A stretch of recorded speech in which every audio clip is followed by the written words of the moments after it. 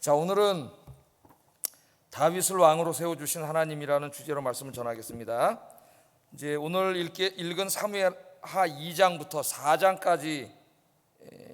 4장까지는 이스라엘의 초대왕 사울이 전쟁터에서 죽은 이후에 이스라엘이 극도로 혼란스러운 때의 이야기입니다. 자, 갑작스러운 왕의 죽음으로 이스라엘에 이제 권력의 공백이 생겼습니다.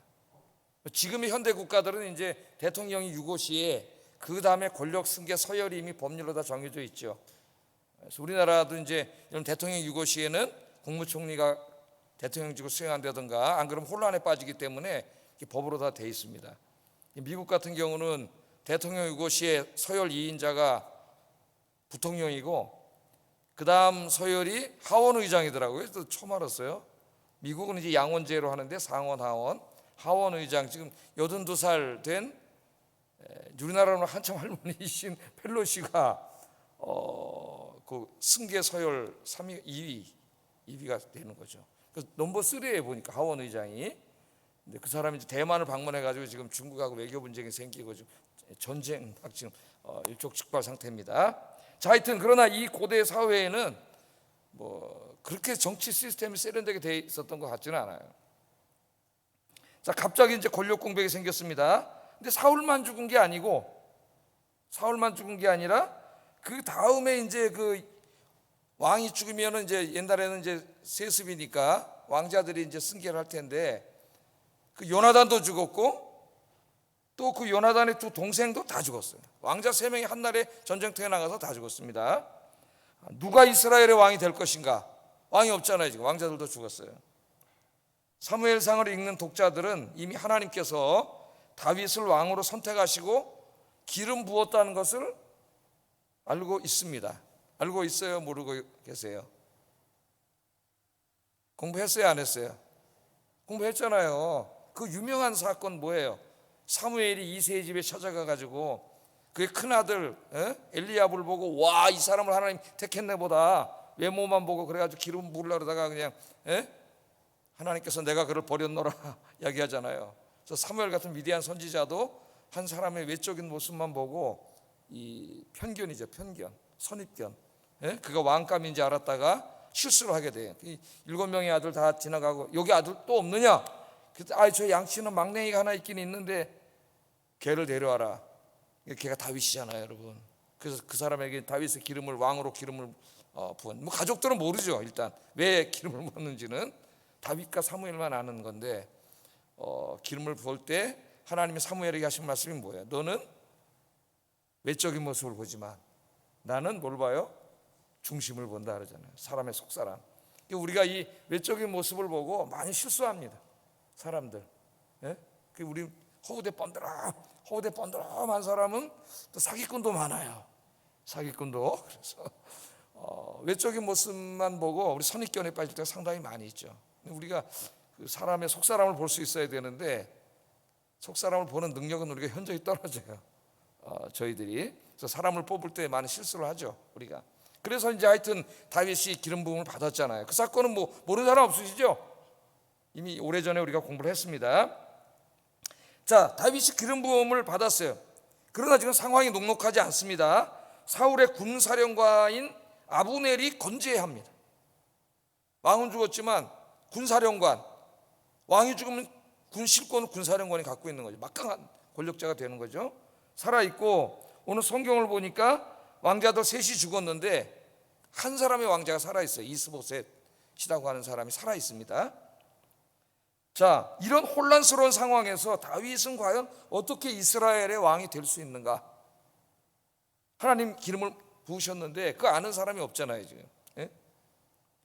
자, 이 본문은 다윗이 헤브론에서 유다의 왕이 되는 이야기입니다. 다윗은 유다의 왕이 됐어요. 맨 처음부터 전체 이스라엘의 왕이 된 게 아니에요. 유다라고 하는 한 지파, 다윗이 유다 지파잖아요. 유다 지파의 왕이었어요. 그 유다 지파의 왕노릇 7년 6개월 했습니다. 오늘 성경에 나오죠? 의외로 이걸 잘 모르는 사람들이 있어요. 7년 6개월 동안 유다 지파의 왕노릇 하다가 7년 6개월 후에 이제 이스라엘 전체의 왕이 되는 거예요. 그러니까 솔로몬 사후에 르호보암과 여로보암 때 남북 왕국이 갈라지잖아요. 유다와 이스라엘이. 그 이전에 이미 여기 다윗 때 남북 왕국이 7년 반 동안 갈라져 있었어요. 그런 경험이 있어요, 이스라엘이. 그걸 의외로 잘 모르는 분들이 많이 있습니다. 자, 이스라엘은 이때부터 7년 6개월 동안 다윗을 따르는 유다 지파와 사울의 아들 이스보셋을 따르는 나머지 지파들 간의 내전에 휩싸이게 됩니다. 전쟁을 하게 되죠. 무려 7년 6개월 동안 그렇게 같은 민족끼리 싸웠어요. 하나님의 백성들인데, 예? 하나님의 백성들끼리 싸웠습니다. 저 유럽이 다 기독교 국가들, 중세 그렇잖아요, 그죠? 다 하나님을 아버지로 모신 하나님의 자녀들인데 나중에 카톨릭과 개신교로 나눠가지고 계속 싸우고 서로 죽이고 전쟁을 해서 1648년에 웨스트팔리아 조약으로 평화 조약을 맺기까지 계속 카톨릭과 기독교가 싸웠잖아요. 서로 죽이고. 예? 그러다가 이제 화해를 맺어서 1648년에 우리 서로 죽이지 말고 같이, 당신들은 카톨릭 믿고 우리는 개신교 믿겠어, 이렇게 됐는데 그 이후에도 프랑스에서는 계속 전쟁이 있었죠. 예? 하여튼 7년 6개월 동안 그런 내전이 있었어요. 자, 오늘은 이제 제가 설교할 핵심은 한낱 목동에 불과했던 다윗을 하나님께서 이스라엘의 왕으로 세우신 이 놀라운 하나님의 은혜, 여기에 대해서 좀 공부를 하려고 그래요. 왜 하나님께서 그 많은 사람들 중에 다윗을 택하셨는가, 왜 다윗에게 은혜를 베푸셨는가, 이걸 좀 한번 생각해 보려고 하고요. 또 하나는 다윗이 이제 유다 지파의 왕이 된 다음에 오늘 그 왕으로서 행한 통치행위가 하나 에피소드가 기록되어 있습니다. 그것을 통해서 다윗이 얼마나 위대한 왕인가, 위대한 사람인가 하는 것을 우리에게 보여줘요. 이 두 가지에 좀 초점을 맞춰가지고 말씀을 증거하려고 합니다.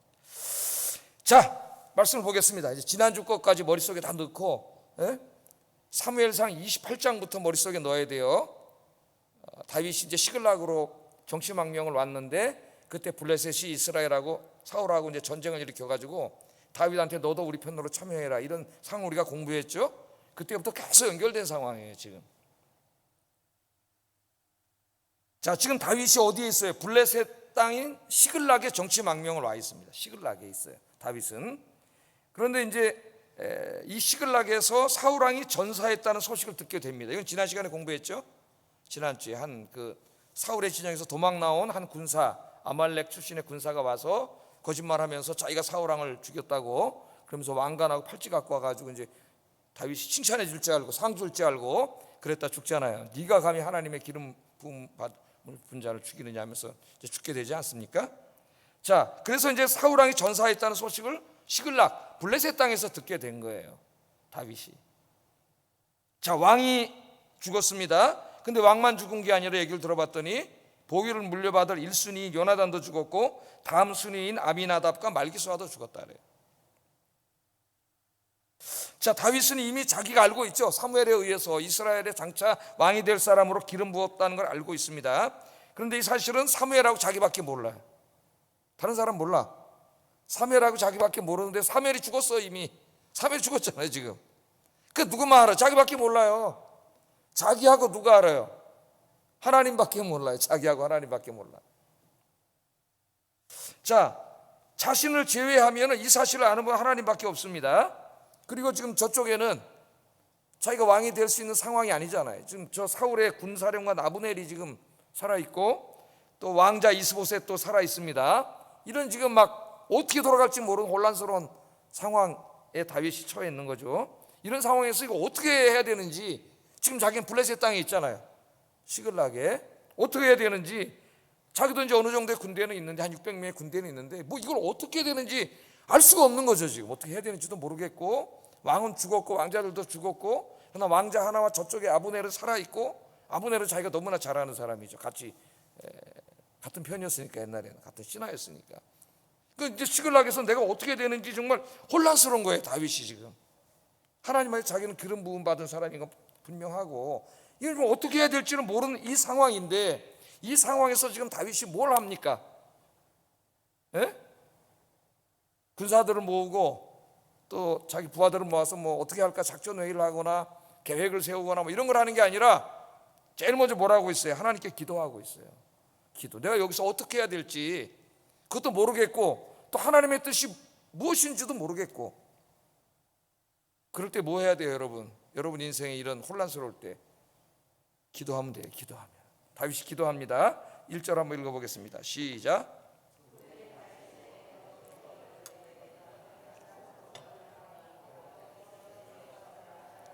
다윗이 아뢰되 어디로 가리이까 이르시되 헤브론으로 갈지니라. 우리 신앙생활 이렇게 해야 된다 이거죠. 다윗처럼. 응? 다윗은 지금 자기 고향 땅인 유다의 한 성읍으로 돌아가고 싶었습니다. 일단 왕이 되려면 가야 될 거 아니에요. 자기 지금 적군의 땅에 있잖아요. 예? 가고 싶었어요. 그런데 자신이 돌아가도 되는지 지금 이 상황이, 예? 간다면 어느 성읍으로 가야 하는지 어떻게 해야 되는지 아무것도 알 수가 없었어요. 그래서 다윗이 하나님께 기도했습니다. 내가 유다 땅으로 돌아가도 되겠습니까? 하나님께 묻는 거예요. 기도로. 자기 마음대로 결정하지 않고 하나님 앞에 기도하고 있습니다. 그랬더니 하나님이 응답해 주셨어요. 올라가라, 올라가라. 여러분 기도하시면 하나님이 응답해 주십니다. 믿습니까? 올라가라, 올라가라. 다윗이 올라가라 그러셨는데 그럼 어디로 가야 됩니까? 또 구체적으로 물어봤습니다. 내가 어디로 가야 됩니까? 그랬더니 하나님이 또 가르쳐 주셨어요. 헤브론으로 올라가라. 헤브론으로 올라가라. 그러니까 이렇게 다윗은 하나하나 하나님 앞에 묻고 있고 하나님은 하나하나 구체적으로 대답을 해주시는 모습이 이 성경에 나와 있습니다. 그러니까 우리 신앙생활이 이래야 돼요. 사실은 하나님 앞에 다 내가 기도하고 묻고 하나님의 응답을 받고 또 한 걸음 한 걸음 주님과 손잡고 하나님 지시하시는 대로 인도하는 대로 기뻐하시는 대로 그렇게 걸어가는 게 신앙생활입니다. 내 마음대로 내 욕심에 이끌려서 내 권력욕, 물질의 욕심, 어떤 내 재미, 즐거움, 나의 유익 이런 것에 의해서 이끌려가는 사람이 아니라 여러분들은 기도하셔서 하나님의 뜻에 이끌리는 사람이 되기를 주의 이름으로 축복합니다. 자, 우리는 여기서 다윗이 하나님을 가장 잘 섬길 때의 모습으로 다시 돌아왔음을 알 수가 있어요. 그죠? 다윗이 하나님을 가장 잘 섬겼을 때 그때가 언제예요? 모든 일을 할 때 항상 하나님 앞에 먼저 무릎 꿇고 기도하고 하나님의 뜻을 묻고 하나님의 지시를 받고 그래서 자기 인생의 걸음 한 걸음 한 걸음 걸어갈 때죠. 그때가 하나님 다윗을 제일 기뻐하실 때고 다윗이 가장 믿음이 좋을 때예요. 원래 다윗은 그런 사람이었어요. 그래서 하나님이 그 사람을 왕으로 기름 부은 거죠. 다윗이 그런 사람이었기 때문에. 그런데 다윗이 사울을 피해 댕기다가 하도 피해 댕기는데 정말 나중에는 포기를 안 하잖아요. 사울이 자기를 죽이려고 계속 쫓아다니고 자기 2번이나 살려줬는데도 그때만 미안하다 그래 놓고 또 쫓아와서 또 죽이려 그래. 그러니까 이제 할 수 없이 블레셋 땅으로 도망간 거 아닙니까? 시글락으로 도망갔는데 우리가 이미 공부한 것처럼 시글락 땅에 가서 다윗이 잃어버린 게 기도를 잃어버렸어요. 시글락 땅에 가니까 사울이 더 이상 쫓아올 수가 없어. 블레셋 땅이라서. 그러니까 편안해졌어요. 좀 안전해졌어요. 그랬더니 편안해지니까 그 힘들 때 그 맨날 기도하던 기도가 사라졌어요. 다윗이. 우리 공부했죠? 예? 다윗이 기도하지 않았습니다. 그리고 그 안에서 하나님으로부터 야금야금 멀어지는 삶을 살았죠. 자기도 모르게 가랑비에 옷 젖듯이. 그러니까 하나님이 이제 다윗을 깨닫게 하시려고 여러 가지 삶을 흔들어 놨어요. 그 대표적인 것이 이제 블레셋 왕의 신하가 돼가지고 자기 조국을 치는 전쟁에 참여하게끔 하나님이 안 도와주셨으면 진짜 큰일 날 뻔했죠. 예? 안 한다 그럴 수도 없고 갈 수도 없고 이런 상황이었는데 하나님께서 신하들의 블레셋 왕의 신하들의 마음으로 움직여가지고 전쟁에 참여하지 않아도 되게끔 만들어줬고 또 시글락 성으로 돌아왔더니 아말렉 사람들이 쳐들어와서 부인과 애들을 다 잡아갔잖아요.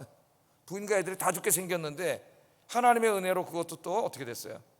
다 도로 찾아올 수가 있었어요.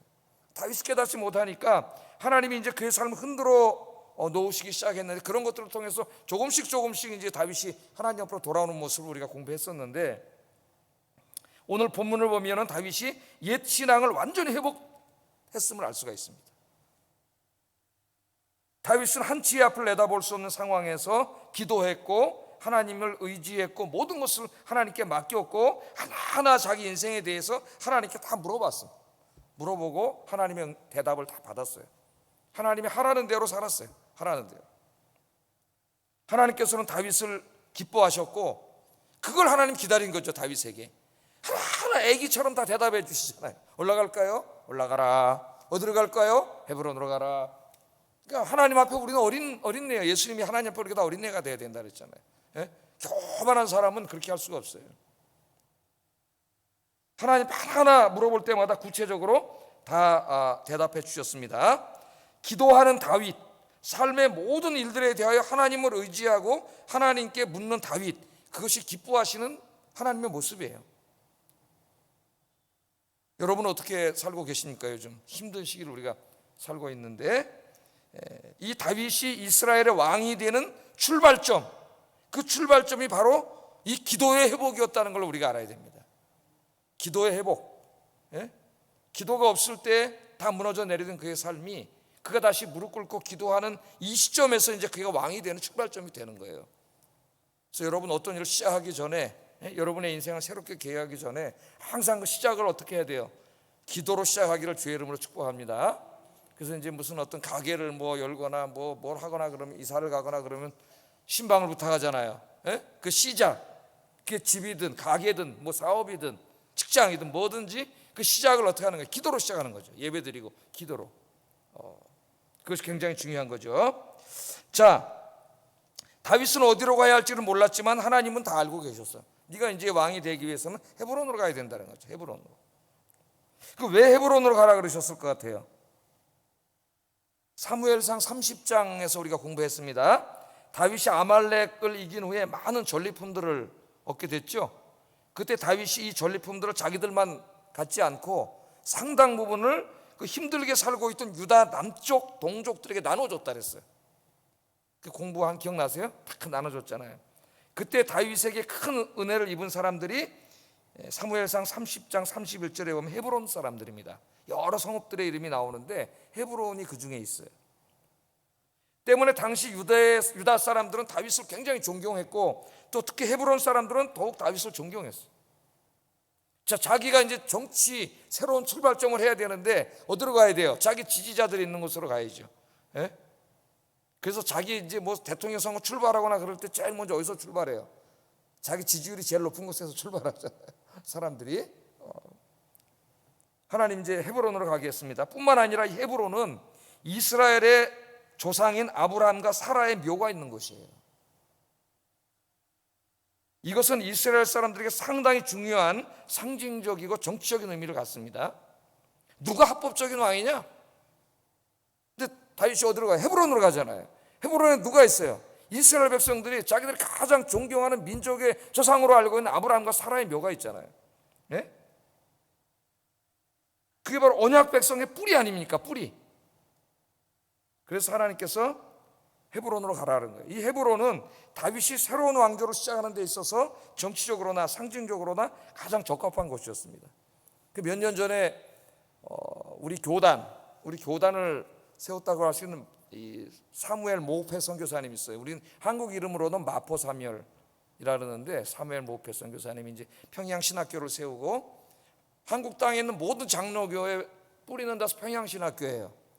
평양 신학교가 있다가 이제 여기 내려와 가지고 그게 제일 먼저 이제 고신하고 갈라져 나가고, 그다음에 또 이제 여기 장로교 안에서 기장하고 예장이 갈라져 나가고, 그다음에 또 예장은 그 안에서 통합, 합동, 대신 뭐 몇 시까지가 되는지 알 수도 없어요. 장로교 역사는 분열의 역사, 부끄럽지만은 그렇게 갈라져 나왔기 때문에 모든 장로교의 뿌리는 다 어디예요?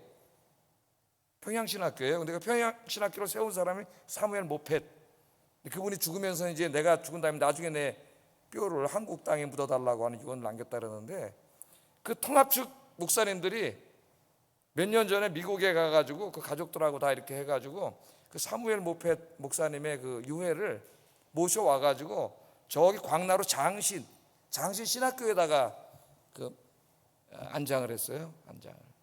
그 참 씁쓸하더라고요, 기분이.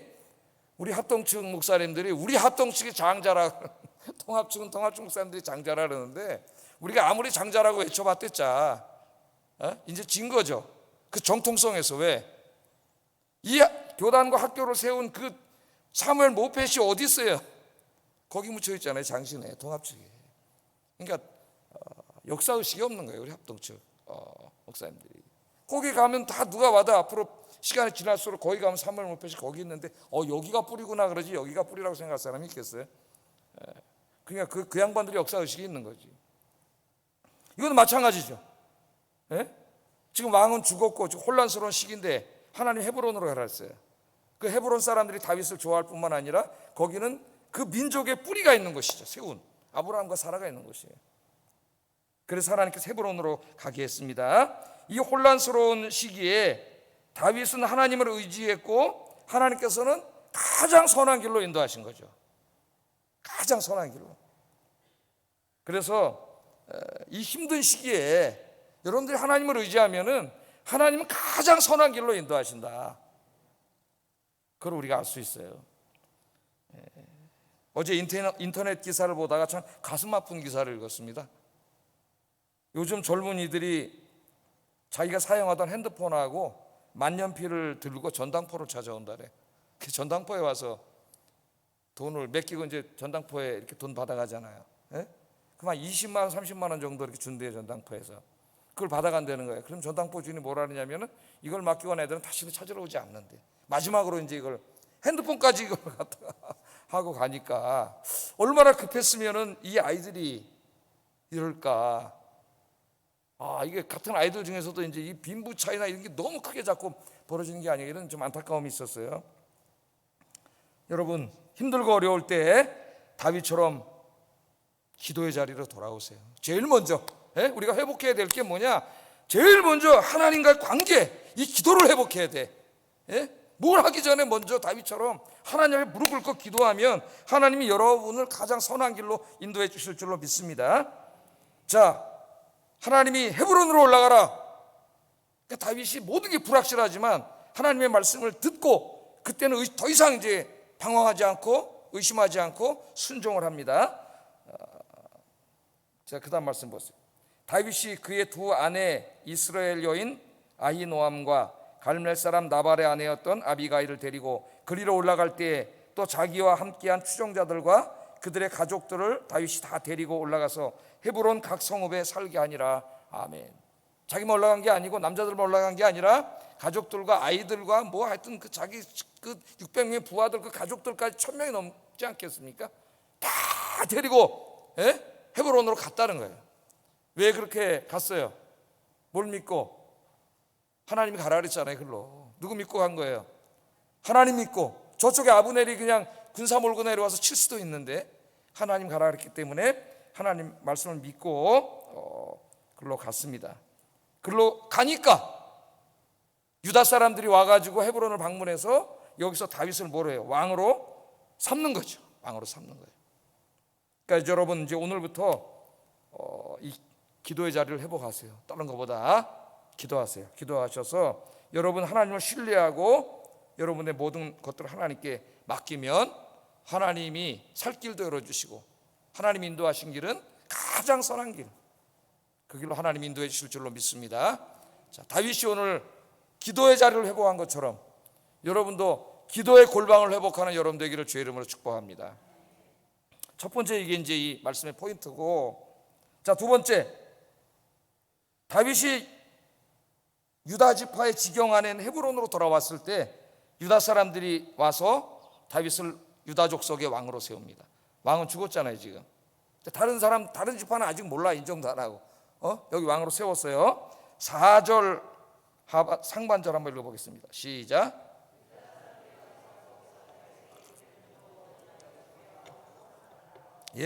드디어 왕으로 삼았더라. 드디어 왕이 된 거죠. 드디어. 비록 전체 왕은 아니었지만 드디어 왕이 됐습니다. 다윗이 사무엘 선지자로부터 왕이 될 것이라고 하는 기름 부음을 받고 대략 정확한 연도는 모르지만 10년 정도는 도망자 생활을 했죠.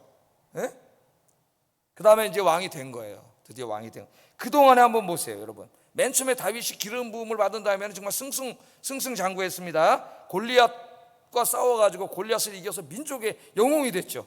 사람들이 막 사울은 천천히요, 다윗은 만만이라 막 그래서 막 남자들이 제일 원하는 게 뭐예요? 바로 그 영광과 명예죠. 그걸 얻게 됐어요. 왕의 사위가 됐습니다. 왕의 사위. 또 이스라엘의 군대 장관이 됐어요. 승승장구했어요. 금방 왕이 될 것 같은 자리에 승승장구했는데, 그러나 그때부터 다윗에게 고난이 찾아오기 시작합니다. 사울왕의 시기를 받아가지고 사울왕이 죽이려고 그래. 도망자가 됐어요. 하루아침에 사울이 다윗을 죽이려고 합니다. 밥 먹다가, 가족끼리 모여서 밥 먹다가 창을 들어가지고 확 집어던져요. 예? 여기서 여기 앉아있는데 창을 들어 집어던지는데, 하나님이 피하게 이렇게 가게 해가지고 벽에 꽂혀버렸어요. 하나님이 안 지켜줬으면 벌써 죽었죠. 그렇게 2번이나 그랬어요. 또 자기 사위잖아요. 집에 가서 자고 있는 걸 갖다가 새벽에 군대들 보내가지고 침상채 들고 와가지고 그냥 죽여버리려고 그랬어요. 근데 자기 딸 미갈이 이제 그 창문으로 내려가지고 살려주지 않았습니까? 다윗을. 3,000명의 정예부대를 대동하고 다윗을 계속 죽여 10년 동안 여러분 도망자 생활을 했어요. 10년 동안. 자, 하나님께서는 다윗을 왕으로 세우기 위하여 이처럼 기름을 부은 이후에 10년 동안 혹독하게 훈련을 시켰다는 거예요. 우리가 이걸 뭐라 그래요? 연단이라 그래요. 연단. 하나님 우리를 구원해 주셨습니다. 우리가 아무리 죄인이라도 우리 죄를 용서하시고 구원해 주셔요. 그러나 구원해 주신 다음에는 우리가 그렇게 엉망으로 살아가길 원하지 않으세요. 하나님은 우리를 변화시켜서 하나님의 위대한 일에 쓰시기를 원하세요. 그러기 위해서는 우리를 변화시키는데 하나님이 종종 사용하는 방법이 연단이에요. 연단. 그 연단은 훈련이에요. 훈련은 엄청나게 힘든 거예요. 엄청나게 힘든 훈련을 받을수록 더욱더 강한 군사가 됩니다. 해병대, 공수부대, UDT 이런 군인들을 보세요. 일반 군인들하고는 비교가 안 될 정도로 어마어마하게 힘든 훈련을 받죠. 그러나 그 훈련을 다 받고 나오면 최강 군대가 되는 거예요. 최강 군대. 10년 동안을 하나님 연단을 시키신 거예요. 이렇게. 여러분 고난 가운데 있습니까? 하나님이 여러분 쓰시기를 원하십니다. 훈련시키시는 거예요. 에레미야도 그랬잖아요. 에레미야도 너무 힘들었고 나 이제 도저히 못해 먹겠으니까 다른 사람 시키십시오. 하나님 나 못하겠어, 힘들었어. 그랬더니 하나님 뭐라 그랬어요? 야, 내가 너를 말과 함께 달려도 지치지 않는 사람으로 만들려고 그러는데 보행자와 함께 걷는데 그걸 갖고 힘들다 그러느냐. 너 지금 힘든 거는 그냥 그렇게 걸어가는 사람하고 그냥 보호 좀 맞춰서 걸어가는 정도밖에 안 돼. 그 정도를 원하는 게 아니에요. 하나님은 말하고 같이 뛰어도 안 지쳐. 말보다 강한 자를 만들려고 그러니까 얼마나 훈련을 시키겠어요. 내가 너를 말처럼 달리는 자, 말과 함께 달려도 지치지 않는 자를 만들기 원한다 그래요. 또 뭐라 그러셨어요? 저 요단강, 내가 너를 요단강물이 막 콸콸콸콸 넘쳐 흐를 때 거기를 지나갈 수 있는 강한 사람으로 만들려고 그러는데 그 요단강물이 졸졸졸 흘러가는데 그걸 뭘 지나가고 있는데 지금 두렵다 그러느냐. 하나님 예레미야에게 그렇게 말씀하셨잖아요. 하나님 훈련이 힘듭니다 그러면 하나님이 힘들냐, 아이고 놈의 새끼 그러지 않아요. 뭘 그걸 갖고 힘들다 그러냐. 내가 너를 지금 말과 함께 달려도 지치지 않는 사람으로 만들려고 하는데 훈련이 없이는 그런 사람 될 수가 없어요. 그래서 하나님이 크게 쓸 사람일수록 더 훈련이 세요. 목회자들 엄청 셉니다. 훈련이. 하나님께서 훈련을 시키세요. 여러분 고난 중에 있으면 기뻐하세요. 하나님이 여러분을 쓰실 줄로 믿습니다. 그래서 이제 드디어 이 훈련 10년의 훈련을 마친 다음에 이제 왕이 된 거예요. 자, 하나님께서는 유대 땅 작은 시골 동네 베들레헴 그곳에 양치기에 불과했던 다윗을 8명 아들 중에 아버지조차도 별로 이렇게 관심 안 갖던 그 막내 아들 다윗을 하나님이 이스라엘의 왕으로 선택하신 것이죠. 왕. 당시에 예루살렘에는 권문세가들의 아들들이 많이 있었습니다. 이 수도 서울에 살고 있는 끌끌한 집안의 아들들이 많이 있었다는 거죠. 그들은 좋은 가문에서 자란 사람들이었고 엘리트들이었죠. 그러나 하나님께서는 그 사람들에게 관심이 없으세요. 그런 사람들에게. 그리고 누구에게 관심이 있어요? 저 시골 저 베들레헴에서 가족이 양치고 있는 그 다윗에게 하나님은 관심을 집중시키고 있다는 거죠. 하나님은 외모로 보지 않는다 그랬죠. 중심을 보신다 그랬어요. 중심을. 지금도 마찬가지예요. 왜 이렇게 다윗에게 관심을 가졌습니까? 그 끌끌한 애들이 지금으로 말하면 명문대학 나오고 막 집안도 좋고 이런 친구들이 많은데 하나님 그런 애들 관심 없어. 왜 그 시골에 있는 다윗에게 관심을 가졌어요? 다윗이 하나님을 경외하는 사람이었기 때문이에요. 하나님 경외하는 사람. 다윗은 양을 치면서 기도했고 시를 썼고 노래를 만들어서 하나님을 찬양하고 매일 그렇게 살았어요.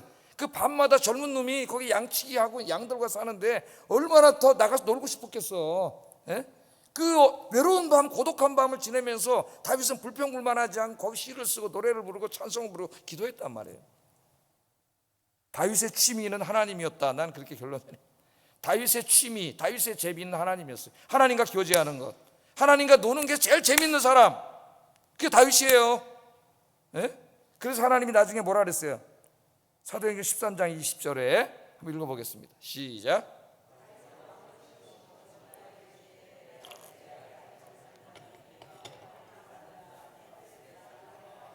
아멘. 내가 이새의 아들 다윗을 만나니 내 마음에 맞는 사람이라. 여러분, 저 하나님 마음에 맞는 사람이 되시길 바랍니다. 예?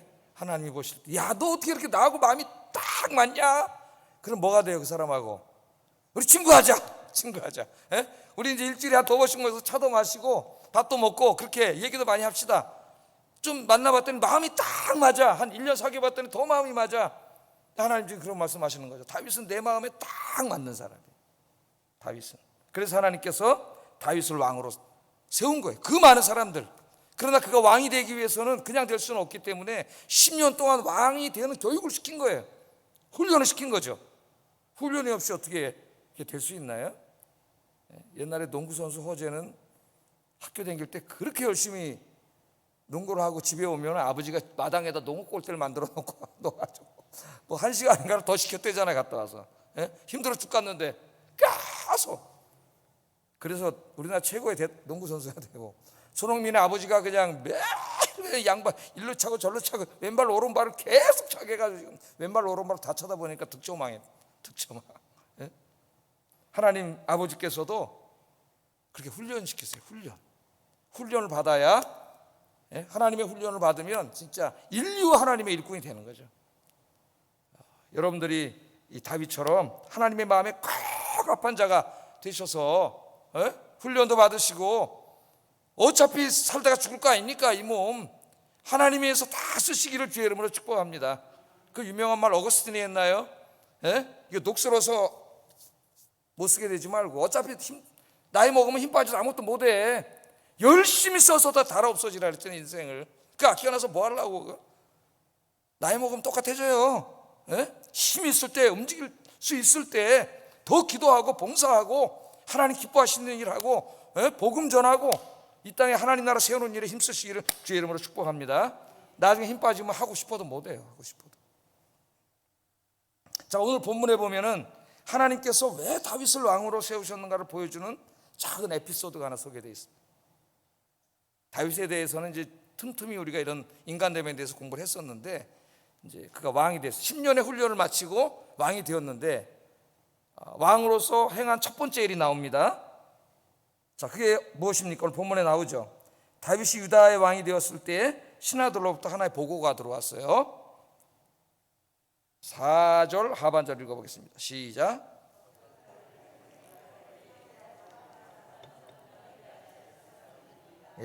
보고가 뭐냐면은 사울 왕의 시체를 장사한 사람이 길르앗 야베스 사람들입니다. 이런 보고입니다. 그러니까 그 앞에 뭐가 있었다는 걸 우리가 추론해 볼 수 있죠.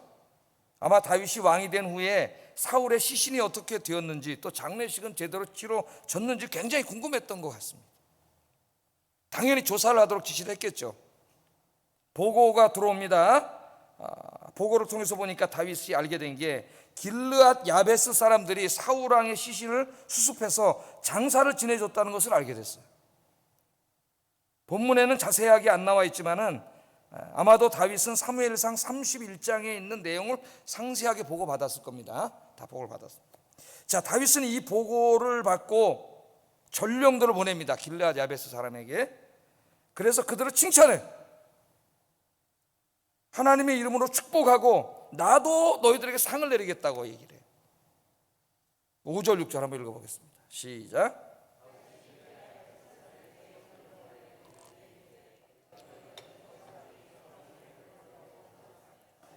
여호와께 복을 받을지어다. 너희가 이 일을 하였으니 이제 여호와께서 은혜와 진리로 너희에게 베푸시기를 원하고 나도 이 선한 일을 너희에게 갚으리니. 그렇게 말하고 있죠. 여기에 다윗의 인간적인 그리고 지도자로서의 훌륭한 모습이 드러납니다. 자, 사울 왕이 죽었다는 소식을 들었을 때 다윗이 슬퍼했죠. 울었습니다. 사울을 용서했어요. 자기를 10년 동안 죽이려고 했지만 다 용서했습니다. 그리고 신하로서 사울에 대한 신의와 도리를 다 지켰어요. 자기를 저 사람 죽이려고 했지만 자기는 다 지켰어요. 이거 우리가 지난주에 공부를 했습니다. 그러나 사울이 자신을 죽이려고 10년 동안 쫓아다녔다는 것은 엄연한 사실이에요. 하나님께서 지켜주시지 않았다면 자기는 벌써 죽었을 겁니다. 사울에게. 자, 누군가 나를 죽이려고 10년을 쫓아다닌 사람이 있다면 우리는 그 사람을 용서하기가 쉽지 않습니다. 그런데 다윗은 용서했어요. 용서했습니다. 그런데 여러분, 잘 생각을 해보셔야 돼요. 자기가 용서하는 것과 다른 사람들이 자기를 죽이려고 하는 사람에게 호의를 베푸는 건 전혀 다른 일이에요. 느낄 때 누가 나를 계속 모해하고 죽이려고 하고 막 그럴 때 내가 기도하면서 용서를 할 수 있지만은 주변에 다른 사람들이 저 사람에게 호의를 베푸는 모습을 보면 전혀 다른 거죠. 그래요, 안 그래요? 전혀 다른 일이에요. 누군가 나를 힘들게 하고 고통을 주는 사람에게 호의를 베푼다면 우리는 그 사람도 똑같은 사람으로 평가하게 되어 있습니다. 아, 저놈 저 편이네, 똑같은 놈이네, 이렇게 생각을 하죠. 우리가 지금 다윗이 받은 보고가 그런 보고입니다. 그런데 다윗은 길르앗 야베스 사람들을 칭찬하고 축복하고 상을 주겠다 그래요. 상을 줘요. 자, 다윗이 그렇게 할 수 있었던 것은 무엇이냐? 다윗이 정치 편향적인 사람이 아니라 옳고 그름을 판단해서 행동하는 사람이었기 때문에, 정의로운 사람. 만일 다윗이 정치 편향적인 사람이라고 한번 생각을 해보세요. 요즘 우리나라 이 정치인들처럼 만일 다윗이 그런 사람이었다면 그는 내 편, 네 편 편가르기 했을 겁니다. 그죠? 내 편, 네 편 마음속에. 네 편, 내 편 편가르기를 하는 사람들의 특징이 뭐예요? 옳고 그름을 따지지 않습니다. 뭐만 따져요? 우리 편은 아무리 잘못해도 온갖 궤변을 늘어놓으면서 변호하고, 다른 편은 아무리 옳은 일을 해도 온갖 궤변으로 비판하죠. 지금 우리 다르잖아요. 텔레비전 틀으면 뭐 그 종편이지 뭔지 하루 종일 그런 것만 하고 앉아있어요. 하루 종일.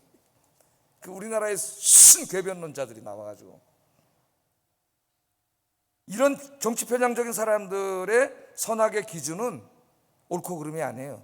네 편이냐 내 편이냐, 그게 옳고 그름의 기준이에요. 네 편이냐 내 편이냐. 예? 이런 사람들은 내 편은 무조건 옳고 내 편은 무조건 틀렸다고 얘기합니다. 만일 다윗이 우리나라 정치인들처럼 그런 사람이었다면 길르앗 야베스 사람들을 가만두지 않았을 거예요. 그러나 다윗은 그런 사람이 아닙니다. 다윗은 하나님을 경외하는 사람이었고 하나님의 말씀을 기준으로 옳고 그름을 판단하는 사람이에요.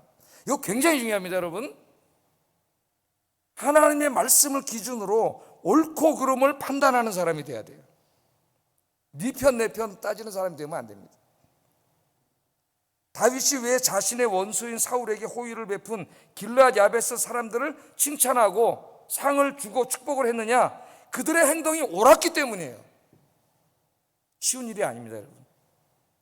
하나님의 말씀을 기준으로 그들의 행동을 평가했을 때 왕의 시신을 수습하고 왕을 예의를 갖춰서 장사를 지내준 것은 하나님의 앞에 옳은 것이고 인간의 신의와 도리를 다한 거예요.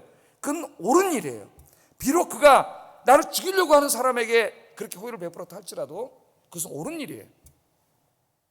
그래서 다윗이 그들을 칭찬하고 축복하고 상을 준 겁니다. 그러니까 얼마나 훌륭한 사람이에요. 우리나라의 어영지식인들이 얼마나 많습니까, 여러분? 뭐 대학 교수네, 뭐 박사네, 뭐 사회과학자네 하는 그 사람들 얘기를 들어보면 다 어영지식인들이에요. 그 얘기를 들어보면 궤변은 계속 늘어나요.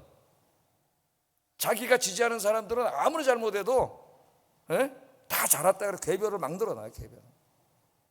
그걸 또 듣고 또 열불을 내고 또 정치를 갈라져가지고 그러다 국민들이 진짜 완전히 저급한 수준 이하의 행태를 보이고 있잖아요. 우리나라 국민들이 지금. 우리나라인데 이것이 안타깝게도 목사, 신학자 뭐 이런 속에서도 이 모습이 드러나고, 제가 유튜브를 통해서 차마 이름을 말할 수 없는 그 제 스승 중에 한 분도 이런 정치 편향적인 얘기를 하는 걸 보고 깜짝 놀랐어요. 깜짝. 그 다음부터 그 사람 책 안 읽어요, 지금까지. 우리는 하나님을 경외하는 그리스도인입니다. 우리는 정치 편향적인 사람이 되어서도 안 되고 정치가 하나님보다 위에 있어서도 안 돼요. 우리 한국 사람의 우상은 정치예요. 하나님도 정치보다 밑에 있습니다. 예? 그래서 목사님 뭔 얘기하다가 자기랑 다른 얘기하고 교회 안 나온 대신 그냥 가버린다 그랬죠. 하나님 말씀도 안 들어요. 정치가 위에 있어요. 정치가 후진국가 형태를 보이고 있는 거죠. 우리 그리스도인들은 항상 하나님의 말씀을 깊이 묵상해서 하나님 앞에서 무엇이 옳고 그른지, 누가 옳고 그른지를 판단하는 참 그리스도인들이 되시기를 주의 이름으로 축복합니다. 다 누구나 팔은 안으로 굽는다 그러잖아요. 다 자기 더 친한 사람도 있고 좀 덜 친한 사람도 있어요. 이게 교회 공동체 안에서도 마찬가지예요. 내 마음에 드는 사람은 아무리 잘못해도 변호해 주려고 그러고, 내가 좀 이렇게 안 친한 사람 조금만 뭐 있어도 가슴을 흩어들려고 그러고, 그런 사람 되면 안 되겠죠. 우리는 항상 하나님 말씀을 묵상하면서 교회 안에 어떤 일이 있을 때 누가 옳은가는 그 기준이 뭐가 돼야 되죠? 저 사람 나한테 잘해줬나 안 해줬나가 아니라 하나님의 말씀이 돼야지. 하나님 말씀. 하나님 말씀에 누가 옳은가. 그렇지 않으면 여러분 인생이 망하는 인생이 돼요. 사탄에게 끌려다니는 인생이 돼요. 그래서 여러분들은 항상 주의 말씀을 묵상하고 기도하면서 하나님 편이 되시기를 주의 이름으로 축복합니다. 이 사람 편 저 사람 편이 아니라 여러분들 누구 편이에요? 하나님 편. 하나님 편. 예? 남북전쟁이 한참 있을 때 그 유명한 얘기 있잖아요. 예? 링컨의 한 장군이 각하, 하나님이 우리 편이 됐으면 좋겠습니다. 그때 링컨이 뭐라 그랬다 그래요? 하나님이 우리 편이 되기를 바라지 말고 우리가 하나님 편이 되려고 노력해라. 우리가 하나님 편이 돼야지. 예? 그렇지 않겠어요 여러분? 얼마나 훌륭한 얘기입니까? 하나님 우리 편이 되기를 원하지 말고 내가 하나님 편에 서야죠. 아무리 다수가 저쪽에 있다 하더라도, 아무리 힘센 사람이 저쪽에 있더라도 저 사람들이 하나님 말씀의 기준으로 아니면 아니라고 이야기하고 바른 길에 설 수 있는 우리 성도님들이 되시기를 주의 이름으로 축복합니다. 자, 마지막으로 이제 하나 생각해 볼 주제가 뭐냐면은, 여기 이제 그 아브넬이라고 하는 사람입니다. 아브넬은 또 다음 주에 이제 또 공부하게 될 텐데, 다윗이 헤브론에서 유다의 왕이 되었을 때 권력을 탐하여 분열을 획책하는 사람이 있었는데 사울의 군대 장관이었던 아브넬이었어요. 아브넬. 8절 9절 한번 읽어보겠습니다. 시작.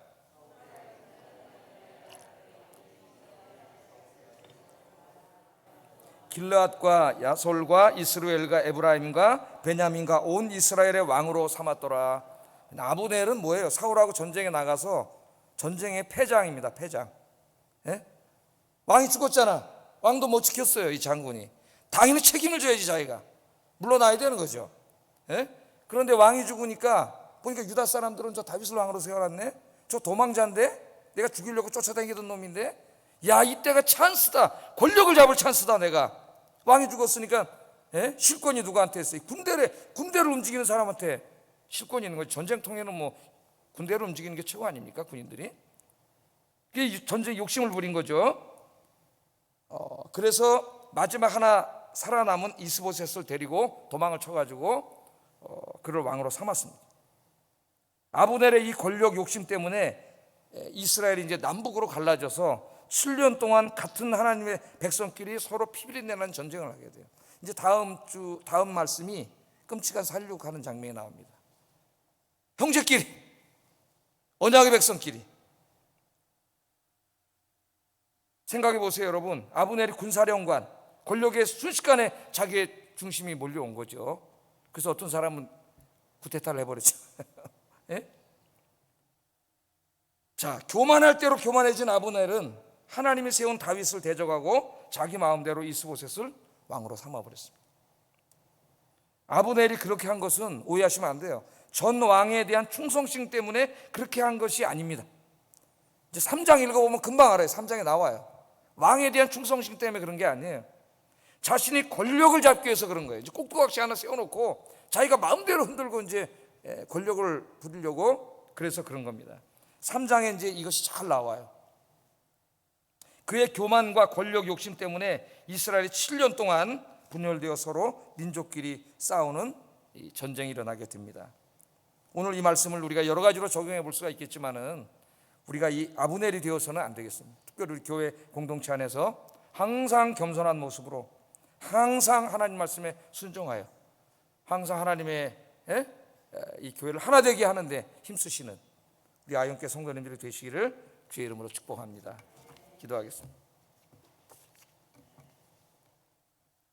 오늘 말씀을 적용하면서 기도하겠습니다. 자, 제일 중요한 건 뭐냐면은 기도의 삶을 회복하게 하소서. 기도의 골방을 회복하게 하소서. 오늘부터 기도하게 하소서. 두 번째, 하나님의 마음에 합한 자라는 칭찬을 받는 참 신앙인이 되게 하소서. 세 번째, 모든 일을 판단할 때 내 편, 네 편 따지는 사람이 아니라 하나님 말씀을 기준으로 삼아 옳고 그름을 판단하는 사람이 되게 하소서. 세 가지만 기도하겠습니다.